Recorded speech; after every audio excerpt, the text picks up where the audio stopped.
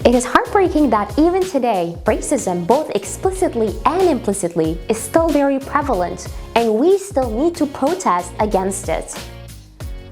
So, what is racism? Why is it so deeply rooted in our society? And what can we do about it?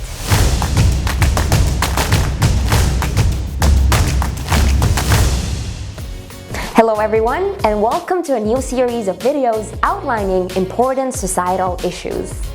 Today, we'll be talking about a rampant disease in our local and global communities, racism. The dictionary definition of racism is the following: the belief that the different races possess distinct characteristics, abilities, or qualities, especially so as to distinguish them as inferior or superior to one another. What does science conclude about racism though? Are there any fundamental differences in our genetic makeup to support the claim that some races are better than the others? The short answer to this is a huge no.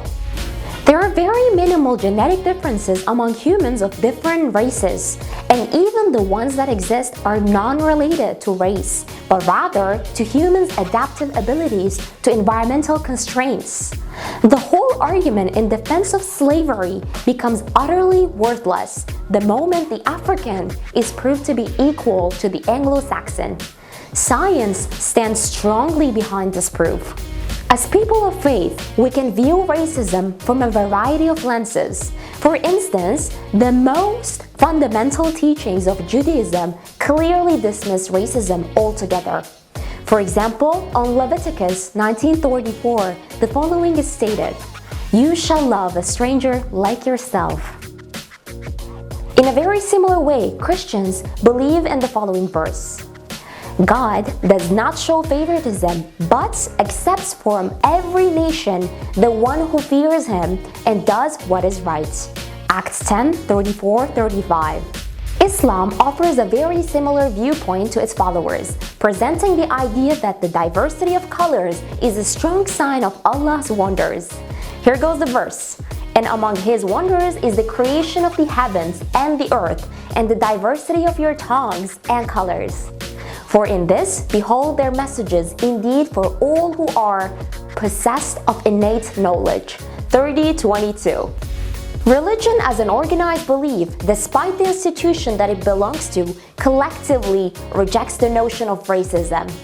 The major religions, as well as science, all together present a unified front against the bigotry of calling a race superior to another. Yet, here we are 400 and odd years after the initial emergence of racism. We're still fighting, protesting, and losing lives over the notion that all races must be equal and given equitable treatment. Why is racism still so widespread? The answer of this lies to the way we have been brought up and the ways we decide to educate our future generations. Our environment can very pervasively affect our perceptions. Therefore, we must actively educate ourselves and children that stereotypes are natural, and we need to acknowledge them in order to make sure to not engage in any sorts of racism, both overt and aversive. Once we acknowledge our stereotypical beliefs, we need to mindfully control our nonverbal body language and the implicit biases. We must teach our new generation that harboring feelings of fear or resentment towards another race is not the proper way to move forward, because this will only lead to hate-filled ranting, racism, and potentially violence.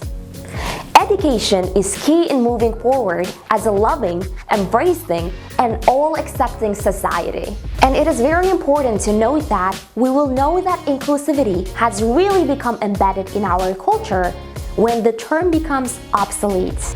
Remember, in a racist society, it is not enough to be non-racist. We must be anti-racist. See you next time.